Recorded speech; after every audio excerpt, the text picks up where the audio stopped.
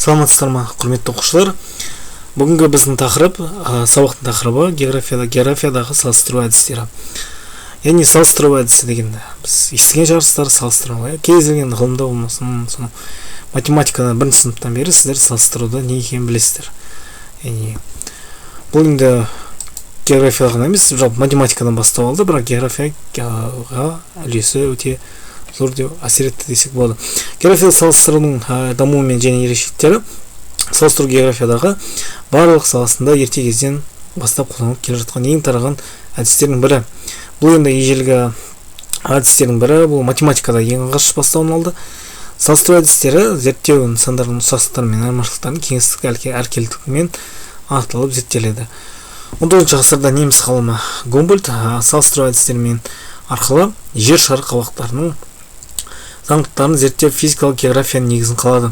Сонымен қатар замандасы Риттер де ол әдісті қолданған болатын. Және осымен қатар ғалымның табиғат және адам тарихына қатысты жер тану немесе жалпы салыстырмалы география, салыстырмалы жер тану идеялары атты еңбектер бар. Жалпы енді салыстырмалы әдіс географияда не үшін керек десеңіздер, бұл жерде 19 ғасырда яғни география өте қарқынды дами бастады. Өзі енді кез келген ғылым қарқынды дами бастаған кезде оған жаңа әдістер, яғни оның зерттеуінде жаңа әдістер қолданыла бастайды. Бұл енді географияның өзінде де өте маңызды рөл атқарады. Жалпы салыстырмалы география дегенде бағана айтып кеткендей 20 ғасырда геохимиялық, геофизикалық, авиағарыштық әдістер көмегімен алынған мәліметтер салыстыра бастады. Салыстыруда орасан зор мүмкіндік беретін математикалық әдіспен гаш технологиялары арқылы жүзеге асырылады. Гаш деген география ақпараттық жүйесі. Бұл жалпы математикалық әдіспен географиялық аппараттық жүйе өте маңызды рөл атқарады. 20 ғасырда қазір біз барлық қолданып жатқан карталарымыз болсын, онлайн карталарымыз болсын, осы ақпараттық жүйелердің арқасында. Мысалы, сіздер күнделікті өмірде қолданып жатқан TOGIS, Google карта, Яндекс карта сияқты бағдарламаларды қолданасыздар. Мысалға айтатын болсақ, 2GIS, TOGIS бағдарламасы өте әйгілі. Ол бағдарламаны бізде барлығымызда бар деп ойлаймын. Бұл енді осы география ақпараттық жүйенің дамығанын көрсетеді. Яғни ол география бір орында тұрған жоқ, карталар дамып жатыр. Бұрындағыдай мысалы 20-30 жыл бұрын біз карталарды өз қолымызбен алып жүретін болсақ, оларды сызып, кесте жасап немесе оны есептеп отыратын болсақ, қазіргі кезде барлығына сіздің телефоныңызда болсын немесе планшетіңізде болсын бағдарламаны жазасыз да, сол арқылы бағдарлама сізге барлығын есептеп береді. Қанша уақытта жүру керек екен, қанша арақашықтық, қанша уақыт алады, немесе қалай тез жетуге болады, немесе пробкалар болып қалады жолда, солардың бәрін есептеп сізге бәрін жасап береді. Бұл яғни салыстыру әдісінің пайдасын көруге болады. Сонымен қатар география салыстыру әдісі экономикалық география негізін зерттеу әдістерін сіздерге көрсетілгендей сайттан көріп іздесеңіздер болады. Жалпы ең негізгі үшеуін айтсақ болады: синхронды, диахронды және баламалау әдісі. Синхронды бір текті нысандардың белгілері мен көрсеткіштерін бір уақыт кезеңінде салыстырады. Яғни өзі айтып тұрғандай синхронды, синхронизация. То есть бір уақытта сіздер қаншалықты осы бір текті нысандардың бір уақытта өзгерген есептейсіздер, яғни салыстырып көресіздер. Диахронды салыстыру бір немесе бірнеше нысанның белгілері мен көрсеткіштерін әртүрлі уақыт кезеңдеріне бойынша салыстыру. Бұл енді қараңыздар, синхронды әдіспен диахронды, яғни өзі айтып тұрғандай әртүрлі уақытта жүреді. Ең маңызды айырмашылығы диахронды салыстыру әдісін мысалы бір нысанды айтатын болсақ, мысалы Алматыдағы белгілі бір нысанның немесе ғимараттың, мысалы айтайық, географиялық мысалы институт айтайық, соның уақыт бойынша кезеңдерін салыстыру, яғни олардың осы бағана айтылғандай, мысалы географиялық институт айтқандай, ол жерде әртүрлі уақыт кезеңі бойынша қалай өзгерген мәліметтерді жинап отырады. Ол жерде архивтар бар. Мысалы 1990 жылдар, немесе қазіргі 2020 жыл, немесе 1970 жыл, 1920 жылға осы әртүрлі уақыт бойынша жай ғана мысал келтірейік. Алматы қаласы бойынша Алматы қаласының нейронда өзгерісін анықтауға болады. Яғни қазіргі 2024 жыл мен 1924 жылдар аралығында қанша нысандар салынды, қалай өзгерді, жалпы қалай жаңа ғимараттар салынуы немесе басқа жаңа объектілердің болуы, олардың бәрі осы диахронды салыстырма әдісінде тексерсе болады. Баламалау салыстыру әдісі ол басқа ғылым саласында жақсы зерттелген нәрсемен салыстыру негізінде балама табу арқылы зерттеу. Яғни біз білетіндей кез келген заттың өзінің баламасы болады, альтернатива дейді.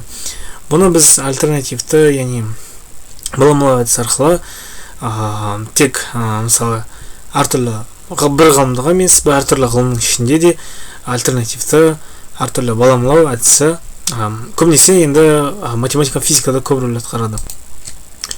Енді келесі әдіске көшеміз. Жалпы осы әдістің ішінде бір нысанның әртүрлі уақыт кезеңдері бойынша диахрондық қасиеттерін өзгерістерін салыстыру, нысанның өзгерістерін анықтау. Мысалы, бір қаладағы жылдық орташа температура соңғы 100 жылда көрсеткіштерін салыстыру, бұған айтып кеткендей Алматы қаласының ішінде климат өзгерістеріне қатысты қорытынды жасалады. Зерттелетін нысандардың аса маңызды белгілерін көрсеткіштерін салыстыру нысандары туралы неғұрлым дәл білім ғылымға көмектеседі. Яғни біз мысалы екі көлдегі судың химиялық құрамын салыстыруды айтасақ болады. Немесе Алматы қаласындағы соңғы 100 жылдағы өзгерген климатта температураның өзгеруі немесе ауаның тазалығын айтатын болсақ, экологияға ең маңызды мәселе Алматыда болып жатқан экологиялық мәселесі ауаның ластануы. Ауаның ластануы соңғы 100 жылда қатты қарқынды болғанын салыстырып көруге болады. Архивті көрсеткіштерді алып тексеріп, оларды салыстырмалы түрде айтуға болады. Қаншалықты ластанған. Нысандардың салыстыруда синхронды бір уақыт аралығында түрде жүргізу белгілі бір құбылыстың аумақтық ерекшеліктері туралы білім алуға болады. Мысалы, Қазақстан облыстарының 2018 жылы туу көрсеткіш коэффициентін салыстыру. Қазақстан Республикасының ұлттық экономика министрлігі статистика комитетінің деректері бойынша 2018 жылы елімізде ең жоғары туу коэффициенті Маңғыстау облысында 29,7 промилле, ал ең төмен көрсеткіші солтүстік Қазақстанда 0,9 болып есептеледі.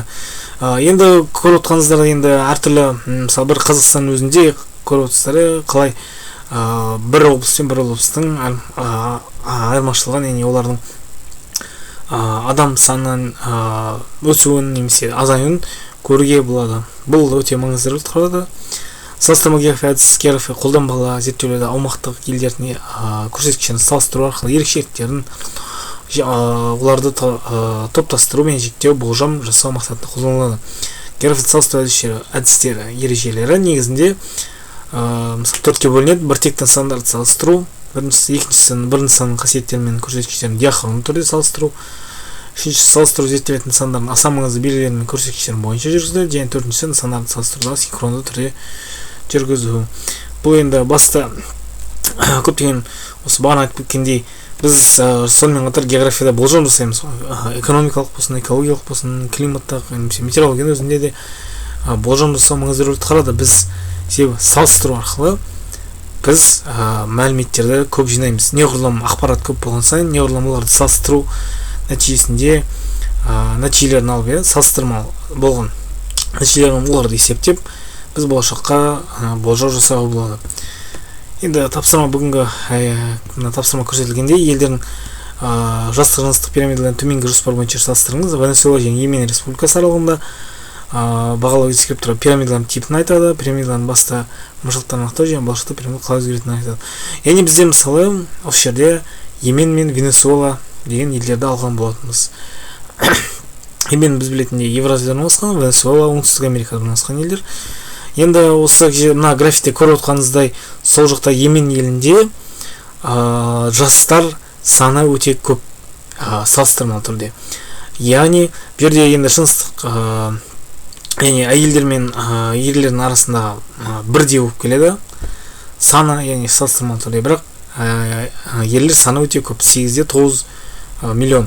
Ал Венесуэлада дәл сондай, яғни ерлер саны ерлерге қарағанда көп келеді. Бірақ енді салыстырмалы түрде жас аралығын алатын болсақ, бір жастан осы 25-20, яғни 20 жасқа дейінгі аралығында пайызбен алғанда Йемен елінде жастар саны өте көп болып келеді. Яғни бірақ енді Венесуэламен салыстырған кезде Венесуэлада жастар саны көп. Бірақ Венесуэламен салыстырған кезде Йеменде 1 жастан 14 жасқа дейінгі балалар саны өте көп болып келеді. 19 жасқа дейін көп болып келеді. Ал Венесуэлада проценттік айырмашылығында 5 пен 9 жас аралығында ғана балалар саны көп. Бірақ енді 1 мен 4 жас аралығында балалардың саны Йеменде көп келеді. Себебін енді алатын болсақ, бұл экономикалық негіз болып келеді. Кез келген елдің мысалға оның туу саны мен оның ішіндегі жастар санының өсуі ол енді мемлекеттің экономикалық бағдарына байланысты. Венесуэла елінде де енді ерекшеліктерін байқасаңыздар, Йеменде пирамида жоғарыға қарай кеткен, ал Венесуэлада кішкене жоғарыға кеткен, бірақ кішкене өзгерістерін байқауға болады. Венесуэла енді былай айтатын болсақ, мұнайға ең бай елдердің бірі болып келеді. Соның өзінде де бірақ жастар саны өте аз. Салыстырмалы түрде енді Йеменмен салыстырғанда жастар саны әлдеқайда пайыздық мөлшері кішкене аз болып келеді. Енді жалпы осыны зерттеп көрсеңіздер болады. Бұны тек Йемен, Венесуэла емес, басқа елдер мысалында алып, осылай есептеп салыстырмалы, яғни тек қана халық саны ғана емес, оның экологиясын, экономикасын алып зерттеп көрсеңіздер болады. Ал бүгінгі сабақ түсінікті деп ойлаймын. Назарларыңызға рахмет. Қош сау болыңыздар.